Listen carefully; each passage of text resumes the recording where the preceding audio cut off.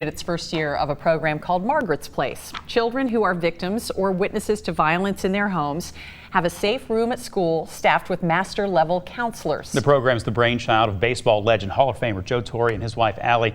Joe's own life has been affected by domestic violence. Joe and Allie are joining us now to talk about the first year of that program. Thank you both so much for being here this morning. Really appreciate it. Let's just talk about the program itself to start. Where I guess did the concept come from? Well, I guess it has to start with me. I was raised in a family of 5 children. I'm the youngest of 5. My dad was abusive. He was a New York City policeman. He never physically abused me, but he created a lot of fear and nervousness in the house.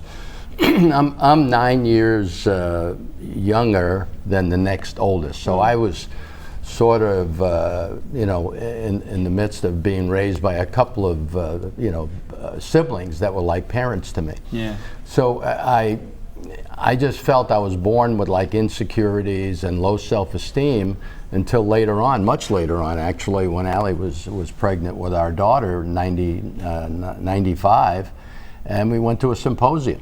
And someone spoke there and all of a sudden struck a nerve with me, and I was standing in front of perfect strangers in day 2 of this 4-day seminar, crying my eyes out. And it was just strange, but it opened up for me that what my dad was doing created what I felt like. Yeah. And all of a sudden, now I wanted to talk about it. And when we got to New York, where I managed the Yankees, Allie said, "What charity should we get involved in?" I said, "Domestic violence." It sort of caught her off guard because I never spoke about it a whole lot. Mm-hmm. So how did you turn that then into Margaret's Place in 16 schools across the country? Tens of thousands of kids now are able to talk about this thing that Joe didn't talk about for years. How'd you do that, and what does it offer, Allie? Well, the beginning, what I witnessed with Joe was that just the beginning of him talking about it was the beginning of the healing process. Mm-hmm. And I had actually worked on a domestic violence hotline while I was in college, so I heard the stories, and I knew how very tragic it is for families living in a secret environment, feeling shame and embarrassment. And when he said that he wanted to do this, I just thought, oh my gosh, we can affect so many lives, especially a man coming out and talking about this. Yeah. And so many people don't focus on the children that are going into these shelters. So for every woman that goes into a shelter, there are 2 or 3 children that are going with them. And what we researched was that there were not a lot of programs for children out there. And so we found this organization in New York City called Safe Horizon, and they had this small program called the Safe Harbor Program. Long story short, we took the program over, we've developed it.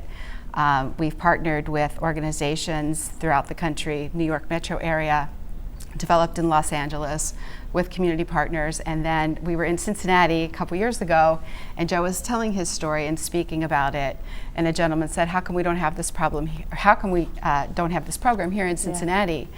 And I said, "You can, but what you have to do is create a coalition here, and we'll come to Cincinnati and we'll help you start it." Wow. And so there, a group of women from the YWCA and Cincinnati Public Schools flew to New York, met with our team, observed it. We came here, and we just celebrated our first year, and it was super successful. What have you heard from either the kids who are going through the program or for the volunteers that are working with the kids? What kind of back and forth do you hear in terms of how this is having an impact on their lives? Well, we have a young lady named Cameron who's our our master's level counselor here, and she talks about the kids coming through that door. Instead of tiptoeing, they're sitting down on the couch, because we want to make it a friendly environment. Where we don't force them to talk about something they don't want to talk about, but there's literature and there are games they can play, but she says these kids come in and just open up, and I never shared with anybody. When we started our foundation, I had friends that I grew up with that were shocked that this stuff was going on in my home. But as Allie pointed out, I was ashamed. I thought we were the only house that was experiencing this. So. And the 2 messages we have these kids understand is they're not alone, and it's not their fault. Yeah. And that really helps them open up and talk about it. Well, I wish we had more time to talk to you, Joe and Allie, but thank you so much for sharing with us, because I think you bring up a great topic that maybe a lot of people can benefit from. So thank you for your service. Thank you. And we can find more information online and all those kinds of things? Absolutely. You can go to joetorre.org. Okay, great. Thank you both so much. We really do appreciate it. Thanks for having us. All right, Brandon, we're going to send it over